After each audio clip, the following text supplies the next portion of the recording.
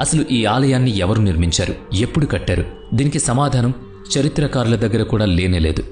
1987లో archaeological survey of India ASI carbon dating ద్వారా ఆలయ వయస్సు తెలుసుకోవడానికి ప్రయత్నించినప్పుడు అకస్మాత్తుగా వారి పరికరాలన్నీ పనిచేయకుండా పోయాయి.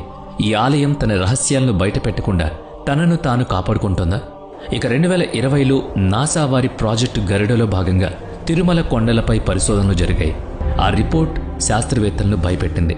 కానీ ఆ రిపోర్ట్ బయటకు రాకుండా ఆగిపోయింది. అసలు ఆ రిపోర్ట్లో ఏముంది? ఈ ఆలయం దగ్గర 11 టన్నులకు పైగా బంగారం ఉంది.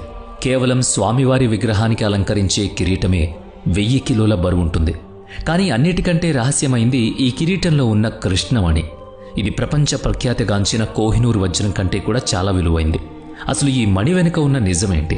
విష్ణు పురాణంలో వర్ణించిన కౌస్తుభమణి ఇదేనా? ఇలాంటి ఎన్నో రహస్యాలు మీ ఊహకు కూడా అందవు. ఈ డాక్యుమెంటరీలో, ఇంటర్నెట్లో కానీ పుస్తకంలో కానీ దొరకని చరిత్ర యొక్క చీకటి కోణాలను మనం తెలుసుకోబోతున్నాం.